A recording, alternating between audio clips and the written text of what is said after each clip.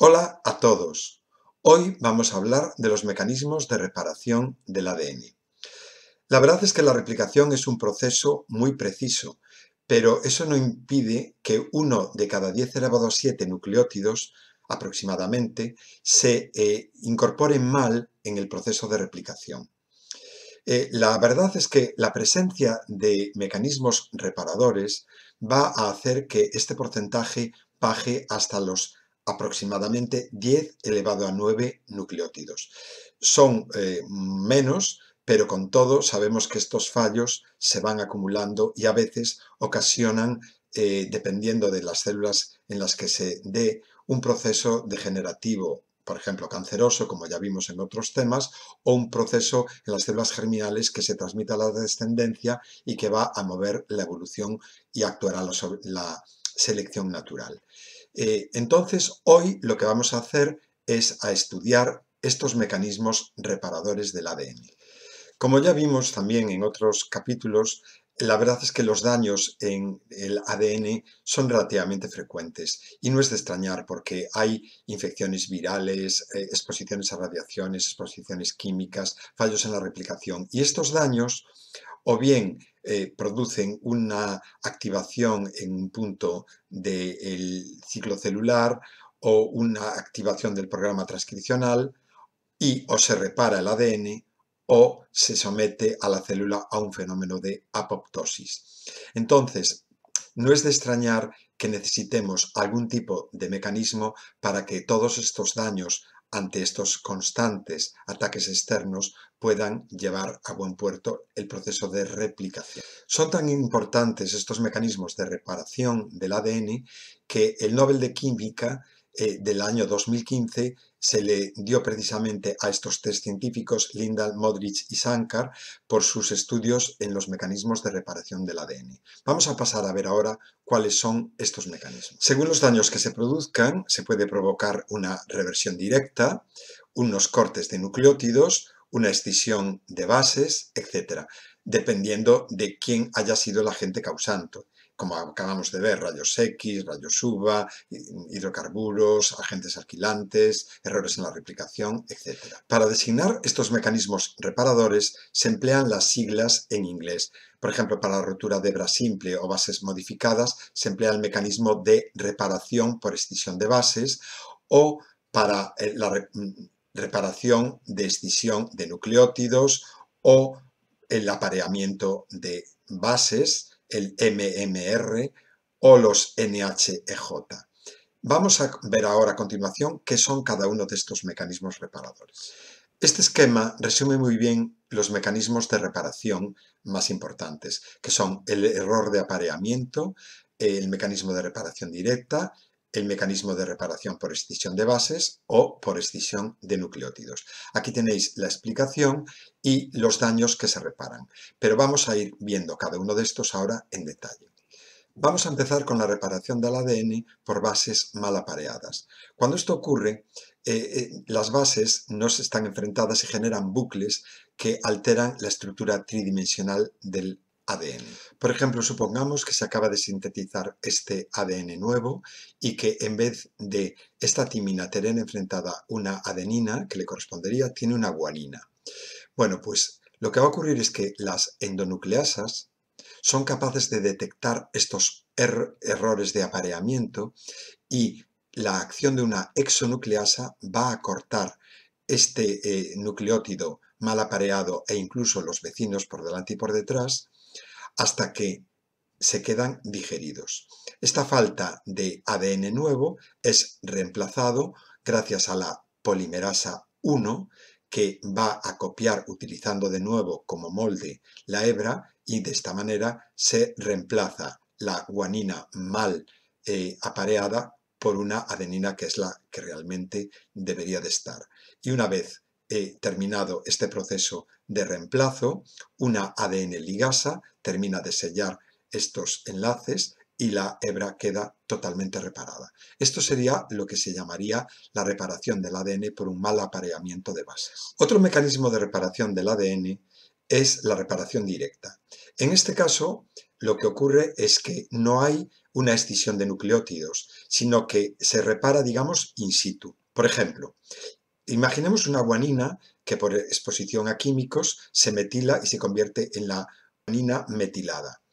Pues bien, esta guanina metilada, en vez de emparejarse con una citosina, si no se repara el daño, lo hará con una timina.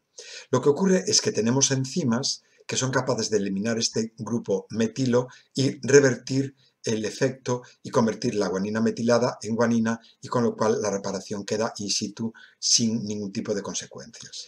Vemos aquí cómo por acción de los ultravioleta la timina puede convertirse en los dímeros de timina y provocar la alteración característica de esta dimerización.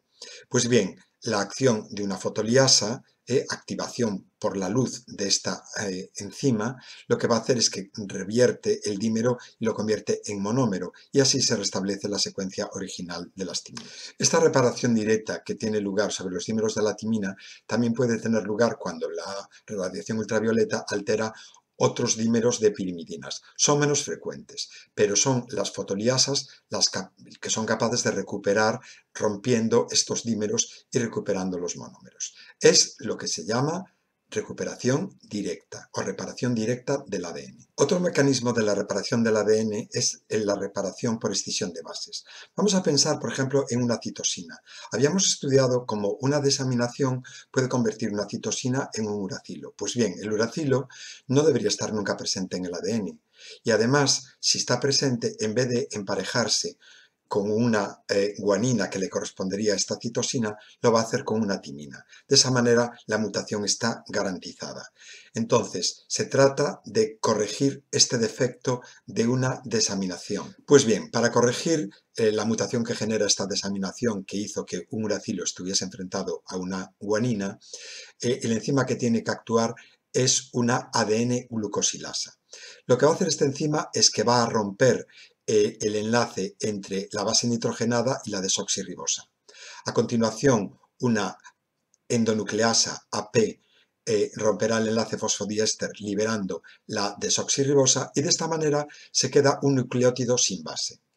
Pero una vez que se detecta este fallo, una polimerasa en el lugar repondrá la base dañada, que era el uracilo, pondrá una citosina, y a continuación una ligasa cerrará el nucleótido correcto, cerrará uniendo los enlaces, y de esta manera la hebra copiada quedará restaurada y se elimina la mutación por esta desaminación.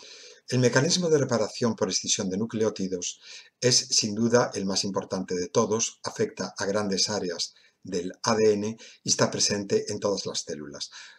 Uno de sus grandes investigadores fue Sankar, uno de los premios Nobel que os nombré antes en el 2015, y es debido sobre todo, por ejemplo, a lesiones provocadas por rayos UVA o incluso carcinógenos, como por ejemplo el humo del tabaco. ¿Cómo ocurre este proceso de reparación? Pues bien, supongamos que una lesión genera un dímero como el dímero de la timina, de los que hablamos antes. Lo que va a ocurrir es que una proteína va a cortar un fragmento grande, en este caso, por ejemplo, de unos 12 nucleótidos.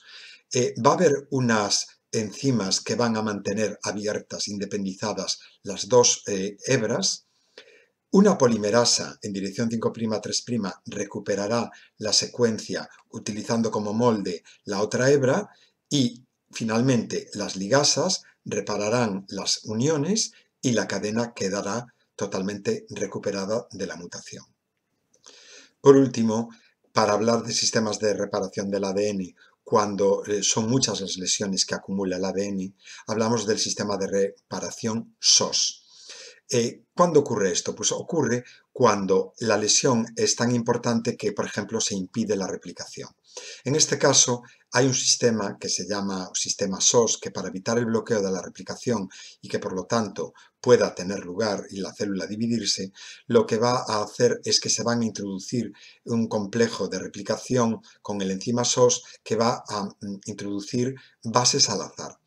Esta introducción al azar comete errores, es decir, que las células hijas van a poseer mutaciones, pero por lo menos el ADN pudo dividirse. Aunque acumulan estas mutaciones, es un sistema que se considera de reparación porque de lo contrario la muerte celular estaría garantizada. Y por último, os pongo este cuadro porque me parece muy interesante incluirlo para que veáis cómo estas vías de reparación con sus siglas, MMR para el apareamiento erróneo, la escisión de nucleótidos, la escisión de bases, etc., tienen unos efectos que figuran aquí, pero os lo incluyo porque también vienen las enfermedades asociadas a las deficiencias en estos mecanismos reparadores. Y veis como, por ejemplo, síndrome de Lynch o cáncer colorectal, seroderma pigmentosa, envejecimiento prematuro, algunos cánceres, etcétera, estarían ligados a un mal funcionamiento de estos sistemas de reparación. Entonces, creo, y os animo desde aquí, a que estemos lo menos expuestos posibles a los carcinógenos, a los elementos que pueden provocarnos alteraciones en nuestro ADN, y de esa manera nos veremos libres de tener que reparar el ADN. Espero que os haya sido útil este trabajo, y si os gustó, compartidlo con vuestros compañeros y suscribíos a mi canal. Muchas gracias.